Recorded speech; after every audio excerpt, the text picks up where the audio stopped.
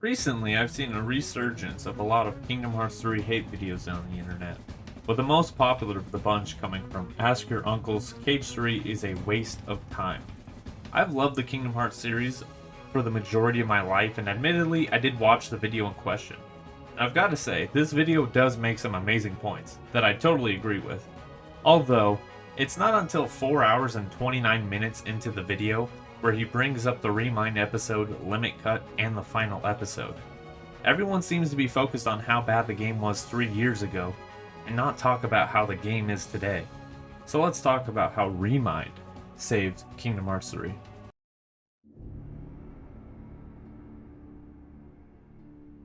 Let's start with the gameplay side of things.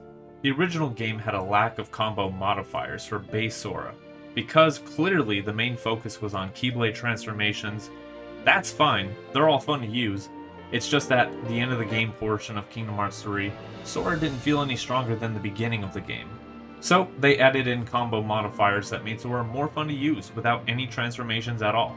As well as boss fights, Terranort was the first boss fight that changed the focus to moves that were easily blockable or dodgeable, that allowed you to get a better edge in battle. Now, fighting Terranort is a much harder fight than before, as his moveset is much harder to block and avoid.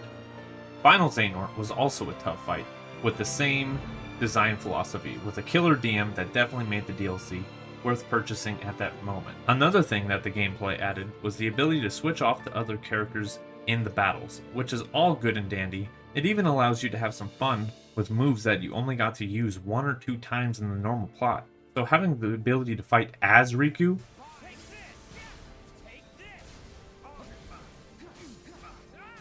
Aqua,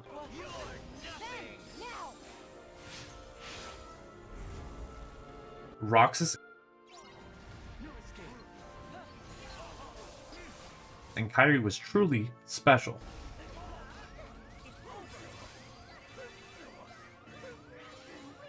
The Kairi and Roxas gameplay especially shines.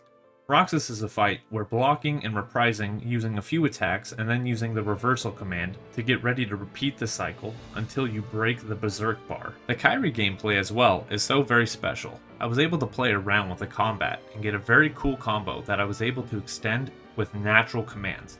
The game was able to provide me without hitting the revenge value the game has in place.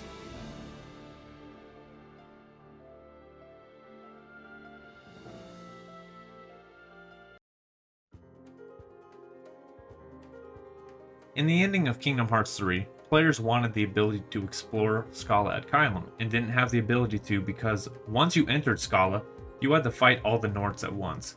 Yoko even made a killer soundtrack for the area that definitely made players know that we were supposed to be able to explore this area in the first place.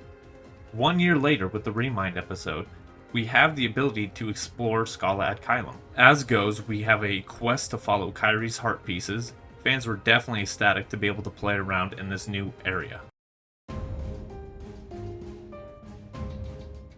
Fans including myself were disappointed with how Square Enix left off Kingdom Hearts 3 by killing Sora in the last moment of the game, and also having Sora resurrected her somehow in the span of 3 minutes of screen time.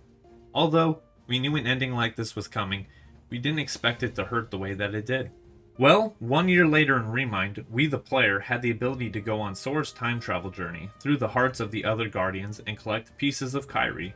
As he jumps from vessel to vessel, we see him jump to Ven, Aqua, and then having an encounter with Terranort. Before having to experience our first major spot of going through the plot of the main game again, this carries on as you go through the arenas for the most part, staying exactly the same until you get to the Roxas section, where the extra plot allows Roxas to fight with his friends, to reclaim the sigil, which once united them all. Sora arrives to Scala at Caelum before his real self, and is able to collect more pieces of Kairi before his real self gets there.